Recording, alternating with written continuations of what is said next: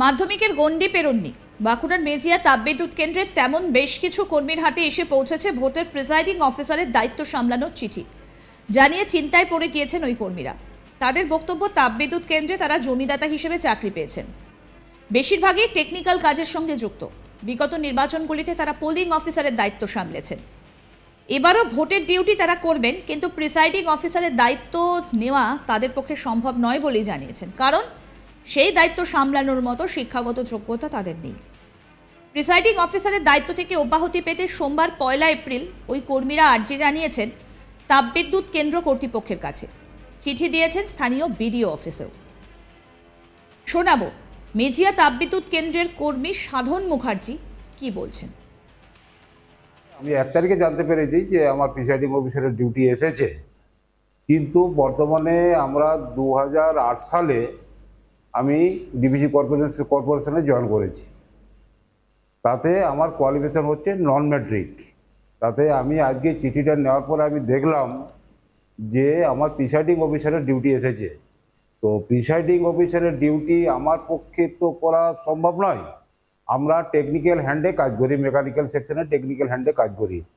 আমাকে যদি কোনো পাম্পের কাজ, অন্য কাজ, মোটর চালানো, পাম্প চালানো, এই সকল ইত্যাদি এই ব্যাপার থাকে, তাহলে তো এগুলো আমরা করতে পারবো। কিন্তু আমরা এই প্রিসাইডিং অফিসারের যে পেন পেপারসের কাজ, সেটা আমাদের যে কোয়ালিফিকেশন, এই কোয়ালিফিকেশনের আমাদের পক্ষে কোনো অবস্থাতেই সম্ভব নয়।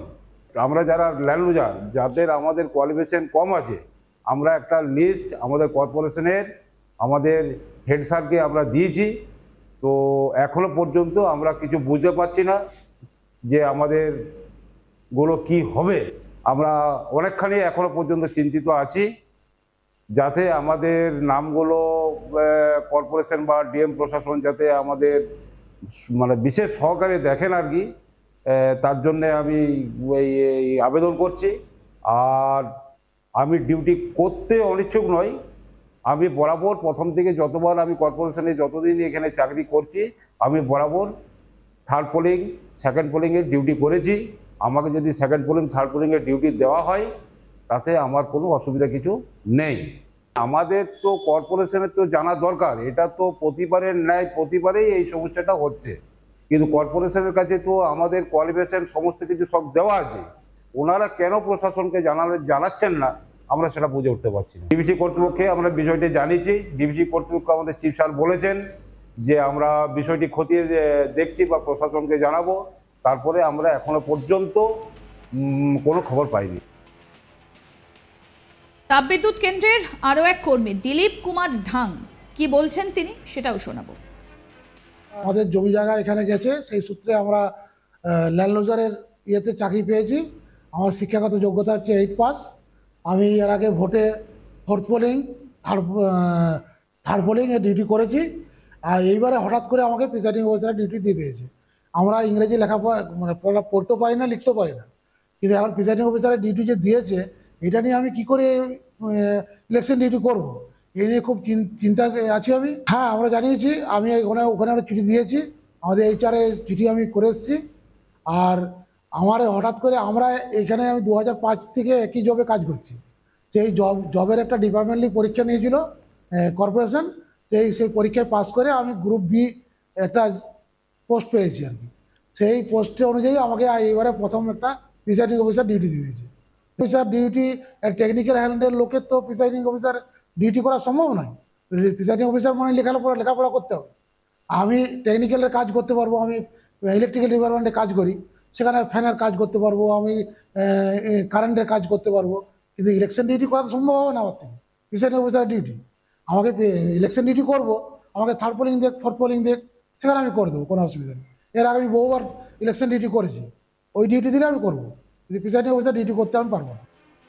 এ ব্যাপারে বিদ্যুৎ প্রকল্পের প্রিন্সিপাল চিফ ইঞ্জিনিয়ার ও প্রকল্পের প্রধান সুশান্ত বাবু বলছেন, আমি তো কাউকে নির্বাচনের দায়িত্ব দিইনি। জেলা প্রশাসন কর্মীদের তালিকা চেয়েছিলেন, আমরা আমাদের কর্মীদের নামের তালিকা পাঠিয়েছি। এবার জেলা প্রশাসন ওই কাজের দায়িত্ব দিয়েছেন, এতে আমার কিছু করণীয় নেই। কি বলছেন সুশান্ত বাবু, চিফ ইঞ্জিনিয়ার, শোনাই।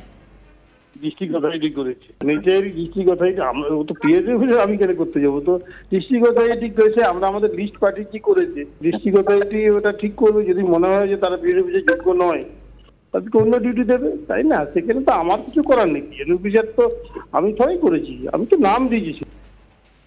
এই বিষয়ে বাঁকুড়া জেলা শাসক সিয়া দেন বলেন, বিষয়টি তাদের নজরে এসেছে। ইতিমধ্যেই ডিভিসি কর্তৃপক্ষকে শোকজ করা হয়েছে নির্বাচন কমিশনের পক্ষ থেকে।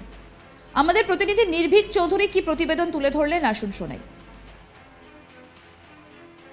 হয়নি মাধ্যমিক পাস, তবুও নাকি প্রিজাইডিং এর দায়িত্ব সামলাতে হবে এই লোকসভা নির্বাচন। হ্যাঁ, এমনই ঘটনা যখন প্রকাশ্যে এলো রীতিমতন চক্ষু চড়ক গাছ কমিশনের। মেজিয়া তাপবিদ্যুৎ কেন্দ্রের যে গ্রুপ ডি কর্মীরা রয়েছে, যারা পদমর্যাদায় হয়তো গ্রুপ বিতে উত্তীর্ণ, তারা জানাচ্ছেন বাবা জমিদাতা ছিলেন, তাই চাকরি পেয়েছিলাম এই তাপবিদ্যুৎ কেন্দ্রে।